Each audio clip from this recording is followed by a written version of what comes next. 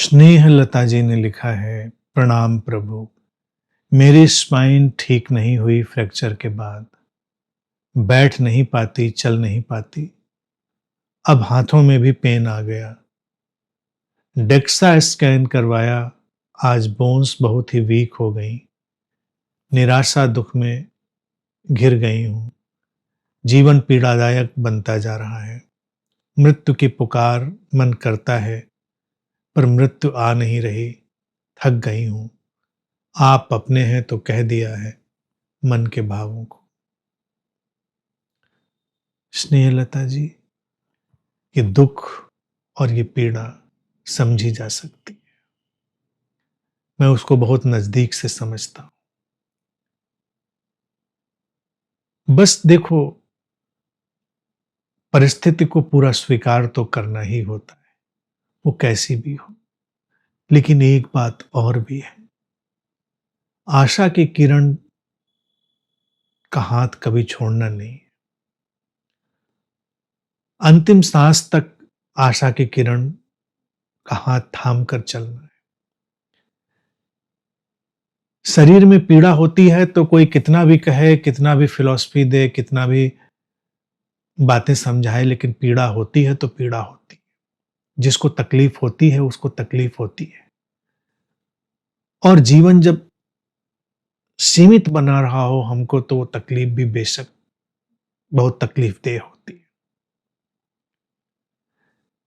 लेकिन अब यहां पर क्या किया जा सकता है?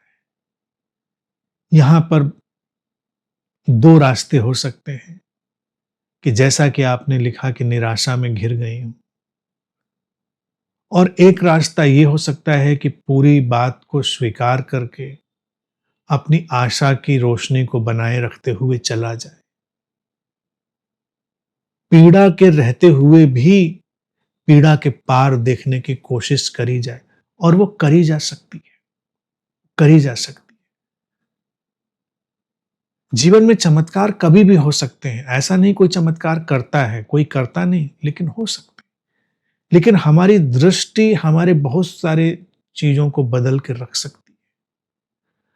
अब इस मुकाम पर जब जीवन बड़ा सीमित सा दिखाई देने लगा, तो जीवन के मूल्य को और जीवन के सौंदर्य को जितना आप देख सकती हैं, उतना कोई और नहीं देख सकता। तो जीवन के उस देखे सौंदर्य को बांटिए, बोलिए, अपने प्रियजनों से कहिए, कभी बैठ लेटे लेटे ही कुछ अपनी इनसाइट्स रिकॉर्ड करवाइए, बात करिए, अपने दिल को हल्का करिए। रोना है रोइए, पीड़ा हो पीड़ा में जो भी समाधान लेने वो लीजिए, इससे भागिए नहीं। और कभी कभी जीवन कोई करवट ले लेता है, वो भी संभव है। और कभी मान लो कोई करवट का हमको अंदेशा ना दिखाई दे रहा हो, तब भी जीने का ढंग बदलकर हम जीवन को कोई बेहतरीन दिशा दे सकते हैं।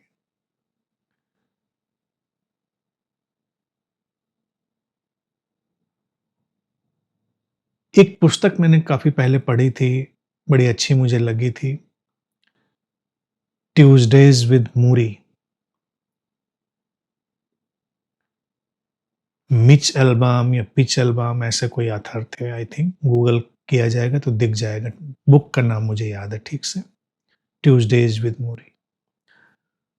तो वो शायद प्रोफेसर होते हैं या कुछ ऐसा ही है, तो उनको कोई टर्मिनल इलनेस हो जाती है। पहले तो यकबयक उनको धक्का लगता है, लेकिन फिर उसको वो जीने का रास्ता बदलते हैं। ट्यूसडेज इसलिए था कि वो ट्यूसडे ट्यूसडे को उनके साथ उनका डिसाइपल था, जो स्टूडेंट था, वो बैठता था, वो बोलते थे, वो लिखता था, कई बातें बताते थे। तो उन्होंने जब वो बीमारी आ ही गई उनके पास और उनको दिखाई दिया कोई चारा ही नहीं नजर आ रहा है, तो बजाय रोने के, बजाय निराशा में डूबने के, उन्होंने अपनी अंतर्दृष्टियां और इनसाइट्स बांटनी शुरू करी। और उन्होंने अपने भीतर के उस दृष्टा को भी जगा ले, जिसको अध्यात्म में लोग इतनी बात कहते हैं। कई बार लोग उस बात को ना जानते हुए भी कर लेते हैं। और वो अपने स्टूडेंट को बताते थे कि देखो, तुम स्वस्थ हो, अच्छे हो, जीवन की कीमत को पहचानो। जीवन जब हाथ से सरक रहा होता है या पीड़ा में घिरा होता है, तब हम उसका मूल्य समझते हैं। लेकिन उसका मूल्य तो पहले भी समझा जा सकता है, उसका मूल्य तो पहले भी जाना जा सकता है। ऐसे ऐसे करके बहुत इनसाइट्स उसमें हैं। फिर उनका प्रोग्राम टीवी पे आने लगा, लोग उनको लेक्चर्स के लिए रिकॉर्ड करने लगे, बहुत सारी चीज़ें हुई, but that is not the target कि हमको ऐसा करना है। Just you can shift the focus, you can shift the focus. कमरे में आती हुई रोशनी को देखिए कितनी खूबसूरत है। ये जीवन के उस पहलू को देखने का अभ्यास होगा जो कई बार हमारी सीमाओं से हमको मुक्त भी कर सकता है। मैं झूठी सांत्वनाएं और आशाएं देता नहीं, ये तो आप अच्छे से जानती हैं। लेकिन प्रेम का एक सैलाब मेरी तरफ से जा ही सकता है, जाता ही है, ये भी आप जानती हैं। मैं ये भी नहीं कह रहा कि अचानक कोई चमत्कार होगा और आप उठकर दौड़ने लग जाएंगी, और मैं ये भी नहीं कह रहा कि ऐसा नहीं हो सकता। इस बात को भी नहीं मानना है कि ऐसा नहीं हो सकता, और इतनी दिवा स्वप्न में भी जाना है, नहीं जाना है कि कल को बस ऐसा हो जाएगा। ठहरना है, जीवन के मूल्य को देखना। बाकी जो होगा सो होगा, जस्ट एक्सेप्ट इट। और न मृत्यु को पुकारो, न निराशा में घिरो। जीवन को देखने का एक थोड़ा सा फोकस शिफ्ट करके देखो। हम सब साथ में हैं, पूरे अनंत पद के मित्र आपके साथ में हैं, और मैं तो यही आशा करता हूं आप सब कुछ अच्छे से डील कर पाएंगी और अपने भीतर के उस आलोक को जागृत कर पाएंगी। पीड़ा के साथ या पीड़ा के बिना आप एक सुंदर आलोकमयी जीवन जी पाएंगी। कैसे, कब, कितना, कोई नहीं जानता। हमको उस गणना और उस सारे हिसाब किताब में जाना भी नहीं। जस्ट स्टे अलाइव, और इस बात का भरोसा रखिए कि हमारा प्रेम हमेशा साथ में। आप प्रेम सूत्रों को सुनने के लिए तो देखिए कनेक्टेड हैं ही हैं।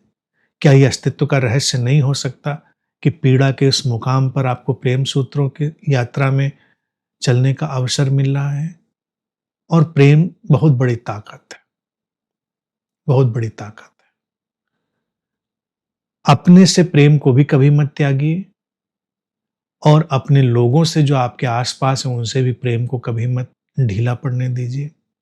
जीवन के प्रति अनन्य और अगाध प्रेम को संभालिए, बचाइए, फिर जीवन अपने ढंग से संभालेगा। मैंने बहुत सारे ऐसे अजीबोगरीब घटनाएं देखी हैं, लेकिन मैं कभी ये नहीं कहता कि ऐसा हो जाएगा। लेकिन चूंकि देखी है मैंने, तो मैं कहता हूं कि आशा की किरण हमेशा साथ रखो, चलती रहिए, और बस बेहतर की उम्मीद के साथ हम लोग साथ में चलते रह सकते हैं। प्रिंस सनी राजपूत लिखते हैं, प्रणाम अनंत श्री जी, मैं प्रेम पूर्ण महसूस नहीं करता। गुस्सा है, चिड़चिड़ाहट है, और जब वो फेज आता है तब ये चीज़ ज़्यादा हावी हो जाती है। दूसरे मेरे बारे में क्या बोलते हैं, क्या सोचते हैं, इससे मैं काफ़ी प्रभावित हो जाता हूँ। मौसमी समझती रहती है जो जैसा है उससे वैसे डील करके आगे निकल जाओ, पर मैं ये नहीं कर पाता और मैं उलझ जाता हूँ। 4 स्तंभों में कौन सा स्तंभ मेरे लिए है, कृपया मार्गदर्शन कीजिए। जीवन में कुछ भी अच्छा होने लगता है तो ये चीज़ें मुझ पर हावी होने लगती हैं। परिवार में भी प्रेम पूर्णता की कमी महसूस होती है। शादी के बाद मैंने जो प्रेम अपने इन लॉज की तरफ से महसूस किया, वैसा अपने परिवार में महसूस नहीं किया। प्रिंस, कभी कभी फेजेज आते हैं, प्रेम पूर्ण तुम हो। कभी कभी बसंत में पतझड़ भी आता है, तो पतझड़ में इतना हाय हल्ला क्यों, इतना शोरगुल क्यों? और तुम पूछते हो 4 स्तंभों में से तुम्हारे लिए कौन सा स्तंभ है? तुम्हें तो हर स्तंभ में अलग अलग बांधना पड़ेगा। बांध कर फिर क्या किया जाता है तुम अच्छे से जानते हो। तो हर स्तंभ में सेपरेटली तुमको पहले बांधा जाए, फिर देखा जाए तुम्हारे काम क्या आता है। बचपना छोड़ो, जीवन के बचकानेपन में मत जाओ। प्रेम की जो गहनता है उसमें डूबो, फेजेस से मत उलझो। चीजें बीत जाती हैं, गुजर जाती, लेट देम पास, उनको गुजर जाने दो। हर चीज से इतना क्यों अटकना, हर चीज से अटक अटक कर चलना, ये अच्छा नहीं है। और इनसे प्रेम मिला, उनसे प्रेम नहीं मिला, इनसे मिला, उनसे, इनको क्या गिनना, इनको गिनना छोड़ो। जहां प्रेम मिल रहा है वहां प्रेम लो, खुश रहो, अपने को प्रेम पूर्ण बनाओ। और जब प्रेम नहीं है तो कोई बात नहीं है, थोड़ा शांत रहो, ठहरे रहो, थोड़ा संयम का उपयोग करो। गुस्सा आए तो गुस्से का जरूरी नहीं अभिव्यक्ति करो, हमेशा थोड़ा क्रिएटिव रहो, थोड़ा सृजनात्मक रहो। और तुम तो क्रिएटिव भी हो, अपने गीत बनाओ, संगीत बनाओ, गाओ, अपने गुस्से और अपनी निराशा को भी अपने गीत संगीत में ढालो, उनको निकलने का कोई मौका दो, अवसर दो। बाकी प्रेम को कभी तौलो नहीं कि यहां वहां कितना था। प्रेम है, बस जहां है वहीं है, बाकी सब अच्छा है। और जल्दी ही इन सब चीजों से ऊपर उठकर एक सृजनात्मक जीवन जियो, ताकि तुमको चारों स्तंभों में से कहीं भी बांधना ना पड़े, बिना बंधे ही समझ जाओ चीजों को, तो ज्यादा बेहतर है। संदीप लिखते हैं, गुरुजी देखा जाए तो यहाँ प्रत्येक क्षण सिंक्रोनिसिटी और सिंक्रोडेस्टिनी में ही घटता है। कुछ इंसिडेंट्स के बाद लगता है वो घटना घटी, इसके पहले कुछ हुआ था तभी ऐसा हुआ। निश्चित ही ये जीवन तो बहुत जादुई है, लोग इसको हल्के में देखकर पूरे जीवन को हल्का बना लेते हैं। हमारा मिलना कितनी बड़ी सिंक्रोडेस्टिनी है, कितना बड़ा जादू है। ये हमारा साथ होना कितना बड़ा मैजिक है, हम इसको देख नहीं पाते। यहां तो इस तरह से घटनाएं इस कायनात में चल रही हैं कि हम कल्पना ही नहीं कर सकते। धरती के एक कोने से कोई तरंग उठ रही है और किसी और कोने से कोई तरंग उठ रही, इन तरंगों को मिलना है, क्योंकि इनका सिस्टम, इनकी जो सारी बुनावट है वो मिलने के लिए तत्पर है और तैयार है। ये तरंगे मिलेंगी, कब कहां कैसे मिलेंगी, अभूतपूर्व होगा, मैजिकल होगा, जादुई होगा, हम समझ भी ना पाएंगे। तो हर घटना जो घट रही है वो दूसरी घटना को संभाल रही है, और कई घटनाएं आने वाली घटनाओं के लिए घट रही हैं। कई घटनाएं अभी ऐसे घट रही हैं जो आने वाली घटनाओं के लिए आधार बनाएंगी, भूमिका बनाएंगी। जीवन का ताना बाना बड़ा व्यापक है। इसको इस तरह से जब कोई विस्तार से देखता है तो उसका जीवन बहुत सुंदर हो जाता है। जीवन को एक दुर्घटना की तरह कोई देखता है, वो निराशा से भर जाता है। और जीवन को रहस्यमयी संजोग की तरह कोई देखता है, जैसा कि प्रेम सूत्र कहता है, तो जीवन और सुंदर हो जाता है और जीवन में कई और तरह के रंग घुलते हैं। शिल्पा जैन ने लिखा है, प्रणाम गुरुजी, किसी भी चीज की सुंदरता को कैसे देखें? सुंदरता को देखने पर तो बहुत ही डर लगने लग जाता है। विस्मय अपने साथ डर भी ले आता है, कृपया मार्गदर्शन करें। पिछले एक प्रेम सूत्र पर मैंने बोला था कि प्रेम खतरनाक है, प्रेम सुंदर है और सौंदर्य भी खतरनाक है। तो सुंदरता अपने साथ वो ऐसा परिदृश्य लेकर आती है जो हमें डरावना लगने लगता है, लेकिन उस डरावना लगने के पीछे बात यही है कि इतनी व्यापक घटना है, इतने विराट के आमने सामने हम हो गए हैं कि सीमित होना अब मुश्किल जान पड़ रहा है।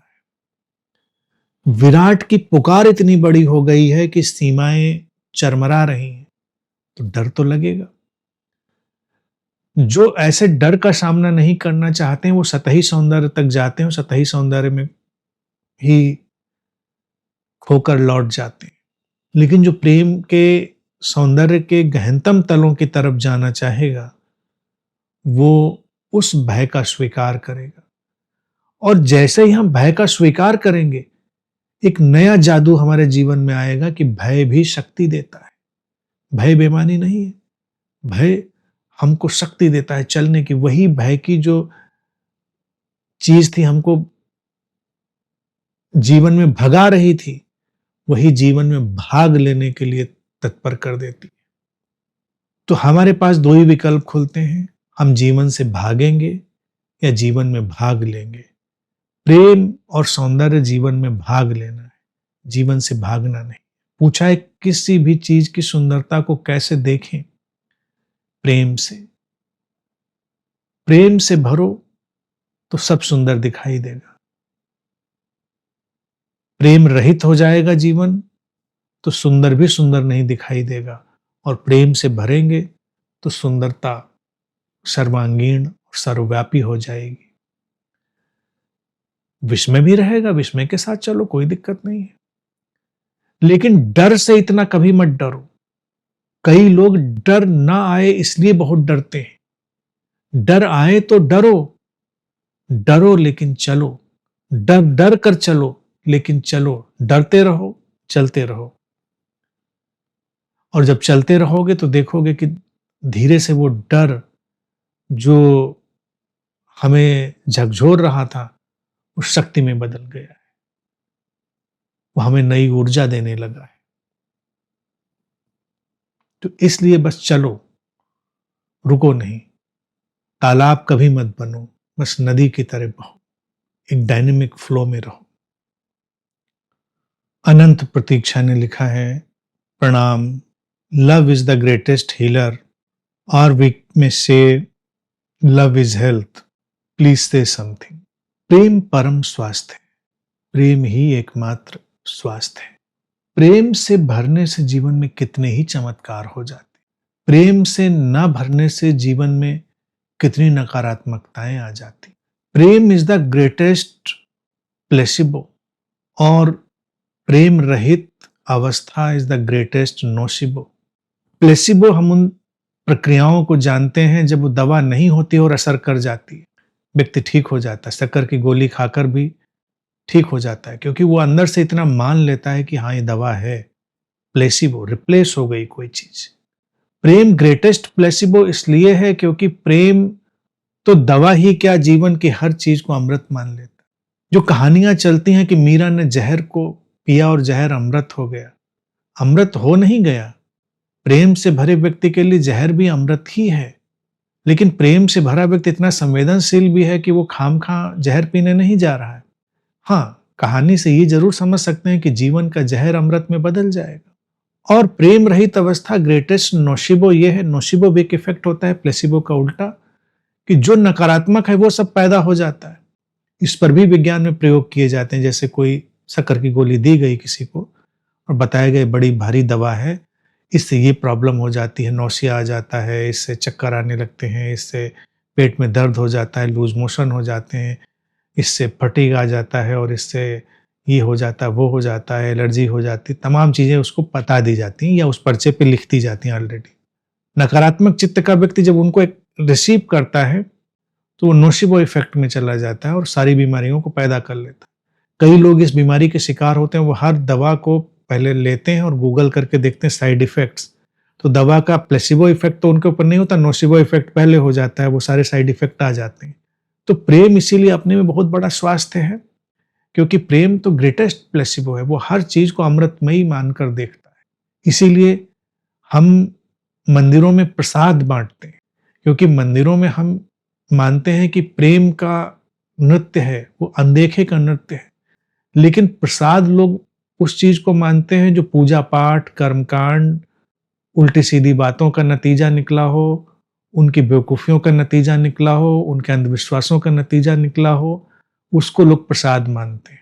प्रसाद वो कोई कर्मकांडों से लिपटी हुई और व्यक्ति के भय और जड़ता पर आधारित व्यवस्था से निकली हुई चीज नहीं है। प्रसाद प्रेम से निकली हुई चीज है, प्रेम से ही प्रसाद निकलता है। ग्रेस, प्रसाद जब प्रेम से भर जाए तो सामान्य भोजन भी प्रसाद हो जाता है, पानी भी प्रसाद हो जाता है, तो वो स्वास्थ्य भी लाता है, बड़ा भारी प्लेसिबो इफेक्ट कर देता है। तो जब हम बीमारियों से जूझ रहे हों तो इसका उपयोग करें, इसका प्रभाव लें प्रेम से भरकर। और ये इफेक्ट ऐसे भी काम कर सकते हैं, जब कोई बीमार है तो पहले अपनी देह के प्रेम में जाए, अपने गहरे प्रेम में जाकर वो विजुअलाइजेशन का उपयोग करें। जैसे अभी स्नेहलता जी के प्रश्न पर मैं बात कर रहा था, उनको न चलने की बात लग रही, तो वो अपनी कल्पना की आंखों से चलते हुए देखिए। जब कुछ कर ही नहीं सकते हैं, लेटे हुए हैं, तो बस आंख बंद करिए, उठ अपने को वॉक करता हुआ देखिए, अपने को चलता हुआ देखिए, विजुअलाइज, और पूरे प्यार से अपनी पूरी बीइंग को प्यार से देखिए। आप देखेंगे कि कुछ ताकत, कुछ उभर, जरूरी नहीं ऐसा हो, ये नहीं मानना चाहिए कि ये कोई जादुई चीज है, बस ऐसा करेंगे तो ऐसा हो ही जाएगा। वैसे करेंगे तो परिणाम नहीं आएगा, फिर वो रिजल्ट ओरिएंटेड हो गया। पहले just out of love, just enjoy your imagination, just enjoy your visualisation. तो प्रेम को प्राथमिक रखते हुए आप ये सब ग्रेटेस्ट प्लेसिबो चीजों को यूज करिए और देखिए, कई बार जादू हो जाता है। तो प्रेम तो स्वास्थ्य है ही है। शैलजा दुहान ने लिखा है, प्रणाम प्रभु, जब मैं कोई हैबिट बनाती हूँ, उसको फोर्सफुली इम्प्लीमेंट करने की कोशिश करती हूँ, जैसे मॉर्निंग में जल्दी उठना, लेकिन वो ज़्यादा दिन तक नहीं हो पाता। अच्छी हैबिट्स कैसे बनाएं? क्यों बनानी अच्छी हैबिट्स? मत बनाइए, सहज रहिए, जीवन को बहने दीजिए, लेट लाइफ फ्लो। अगर आपको आधे घंटे बाद उठने में शरीर सहजता अनुभव करता है, तो आधे घंटे बाद उठिए। किसने कहा कि सुबह इस टाइम उठना अच्छी आदत है? अच्छी आदत है उठकर उत्साहित होना, अच्छी आदत है उठकर प्रसन्न होना, अच्छी आदत है उठकर अपने जीवन को सार्थकता से भरा हुआ महसूस करना। कभी भी उठिए, इससे क्या फर्क पड़ता है? ऐसी ट्रिवियल हैबिट्स को कभी मत डालिए। ये सब जो व्हाट्सएप यूनिवर्सिटीज में ज्ञान चलता है और ये बाबा और दादी लोग बैठकर बांटते रहते हैं, ब्रह्म मुहूर्त में उठो। ब्रह्म ही अपने मुहूर्त में ना उठ पाए तो क्या करें? क्या करें उसका? सबका अपना अपना ब्रह्म मुहूर्त है। किसी का 4 बजे आता है, किसी का 7 बजे, किसी का 9 बजे आता है। हाँ, जिनका 11-12 बजे आता है, उनसे थोड़ी मुझे अड़चन होती है, हालांकि वो भी अड़चन की बात नहीं, तो ठीक है, आता है, चलो तुम्हारा 11-12 बजे भी आता है, चलेगा। लेकिन उसमें मुझे लगता है कि आधा दिन बेकार किए ले रहा है व्यक्ति। बिल्कुल इतना भी आलसी नहीं होना चाहिए। लेकिन हाँ, आधा 1 घंटा इधर उधर होती हैं चीजें, तो क्या फर्क पड़ना है? जीवन को रिलैक्स रखिए, सहजता में जिए, तो जीवन ज्यादा प्रसन्न चित्त होगा, जीवन ज्यादा सार्थक बनेगा। अच्छी आदतों के पीछे मत भागो, जीवन को प्रसन्नता से भरो और अच्छी आदतें पैदा हो जाएंगी। हर प्रसन्न और प्रेमपूर्ण जीवन में अच्छी आदतें अपने आप आ जाती हैं। जैसे कभी सोचो कि अपने घर में परिंदे लाएं, तो कैसे लाएंगे? पिंजड़ा खरीद के उनको बंद करके लाएंगे, एक तो उपाय ये है। दूसरा, अपने घर में हरितिमा लाइए, अपने घर में पेड़ पौधे लगाइए, हरियाली लाइए, फूलों पर तितलियां आ जाएंगी, वृक्षों पर परिंदे आ जाएंगे, चहचहाने लगेंगे। हमको लाना ही नहीं पड़ेगा, किसी को बुलाना ही नहीं पड़ेगा। हमको तितली चाहिए, फूल नहीं चाहिए, तो हम तितली को क्या करेंगे? बेचारी का शिकार करेंगे, पकड़ने दौड़ेंगे उसको। फूल लगाइए, तितली आ जाएगी। प्रेम से, प्रसन्नता से, शांति से, समसरता से भरिए। अच्छी आदतों के परिंदे, अच्छी आदतों की तितलियां अपने आप आ जाएंगी, हमको लानी नहीं पड़ेंगी, जबरदस्ती थोड़ी करनी पड़ेगी, वो अपने आप आ जाएंगे। So take it easy. Himanshu Chauhan लिखते हैं, प्रणाम गुरुदेव, आज आपके बाजू का मोरपंख, बुद्ध स्टैचू और आपका ड्रेसिंग पूरा सिंक्रोनाइज है माय लॉर्ड। हिमांशु जी, देखिए, ये सब, यही तो सिंक्रो डेस्टिनी है, यही मैजिक है। आज जाने अनजाने सिंक्रो डेस्टिनी पर बोलना जाना था, जीवन के रहस्यमयी संजोगों पर बोला जाना था। तो जैसे बिना किसी योजना के, अब मैं भी कुछ पहनने चला हूं तो पहले से योजना थोड़े बनाता हूं कि मोरपंख से मैच करना है, बुद्धा के स्टेच्यू से मैच करना है, किससे मैच करना है। हमने तो निगाह डाली, जो लगा उसको पहन लिया गया। लेकिन जो लिखा है, तुमने उसको देखो, अगर वो सिंक्रोनाइज हो गया, तो ये उसी व्यवस्था का सत्यापन कर रहा है, ये ऑथेंटिकेशन कर रहा है जो अभी बोला गया, कि जीवन रहस्यमयी संजोग है। जीवन में कुछ ऐसा घटता है जो हम देख नहीं पाते। जीवन के कुछ ऐसे ताने बाने बनते हैं जो हमारी समझ से परे होते हैं। तो जीवन पर भरोसा करो, प्रेम से चलो, कभी कभी सब सिंक्रोनाइज हो जाता है और जीवन बहुत खूबसूरत हो जाता है। ये घटना भी इसी बात का प्रमाण है। तरुण लिखते हैं, प्रणाम गुरुजी, अभी तक मैंने बुद्ध पुरुषों की केवल कहानियां सुनी थी। जब से आपको सुना और मिला तब से जीवन में प्रेम का झरना बह रहा है। जैसे और आप से मिलके जीवन के प्रति एक अनुग्रह भाव उठता है और कभी-कभी ये सोच के खुशी के आंसू आ जाते हैं। बहने दो प्रेम के झरने और आंसुओं के झरने। ये आंसू भी उसी प्रेम के झरने से छलक कर आंखों के रास्ते बह गए कुछ बूंदें होती हैं। तो आंसू भी सुंदर हैं और बुद्ध कहानियों में नहीं होते हैं। बुद्धों की कोई कहानी नहीं होती है। बुद्ध एक कहानी मुक्त चेतना है। ये अलग बात है कि वो अनंत कहानियों को जन्म देने में समर्थ होते हैं और उनके माध्यम से अनंत कहानियां जन्म लेती हैं और हर कहानी सुंदर होती है। तो किसी कहानी में अटकना नहीं है। प्रेम के निर्झर जब हमारे जीवन में उन्मुक्त ढंग से बहने लग जाएं, तो उनके साथ अपने को खुला छोड़ देना होता है, अपने को उन्मुक्त छोड़ देना होता है। फिर जो हो सो हो, जीवन जहां ले जाए वहां जाना है। जीवन जिधर बहा के ले जाए उधर चले जाना है। कोई चिंता नहीं। जीवन संभालेगा। जीवन पर भरोसा रखो और निर्झर में छोड़ दो। वो निर्झर आंखों के रास्ते बहे तो आंखों को खुला छोड़ दो। जो होता है उसको होने दो। Let life flow. Ravi Tomar लिखते हैं, प्रणाम गुरुदेव, लोग कहते हैं भय बिन होय न प्रीत, जबकि आप कहते हैं भय प्रेम का विपरीत है। कुछ कहने की कृपा करें गुरुदेव। हिम रवि जी, लोग नहीं कहते हैं, ये तुलसी बाबा कहीं लिख के गए हैं भय बिन होय न प्रीत।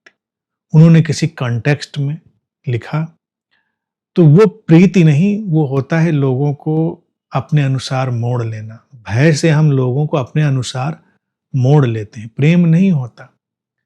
जब किसी उच्च अधिकारी के नीचे काम करने वाले लोग उसके अनुसार काम करते हैं तो प्रेम से नहीं कर रहे होते हैं, भय से, नुकसान ना हो जाए इसलिए। वो प्रीति नहीं है। भय बिन होई न प्रीति। जो हमसे काम भी कराए जाते हैं वो भय के डंडे से करा लिए जाते हैं, प्रीति लेकिन नहीं होती उसमें। भय तो प्रेम के विपरीत ही है। प्रेम में सारा भय डिजॉल्व हो जाता है। प्रेम भय को विलीन कर देता है। प्रेम है तो भय की कोई जगह नहीं, और भय है जीवन में तो प्रेम की कोई जगह नहीं। सुरेश मकवाना ने लिखा है, प्रेम जीवन में आते ही हम भागने के बजाय जीवन में शामिल हो जाते हैं। हाँ, प्रेम नहीं होता है तो हम जीवन से भागते हैं, प्रेम होता है तो जीवन में भाग लेते हैं। बस यही अंतर है। प्रेम नहीं हुआ तो व्यक्ति जीवन से भाग गया, और प्रेम जीवन में आया तो उसने जीवन में भाग लिया। यही प्रेम की अवस्था है। पीकू लिखते हैं, प्रणाम गुरुजी, जब मनुष्य का होना ही प्रेमपूर्ण है तो अस्तित्व का ढंग से जीवन तो प्रेम रहित हो ही नहीं सकता। तो मनुष्य प्रेम रहित अनुभव क्यों करता है? क्या आप अपने को विभाजन करके विस्तार में देखना चाहता है और देख नहीं पाता है? मनुष्य प्रेम रहित इसलिए अनुभव करता है पीकू, क्योंकि अभाव से ही भाव का जन्म होता है। तो पहले जब प्रेम रहित को देखा जाए तो फिर प्रेम सहित को भी देखा जा सकना ज्यादा अच्छा बन जाता है।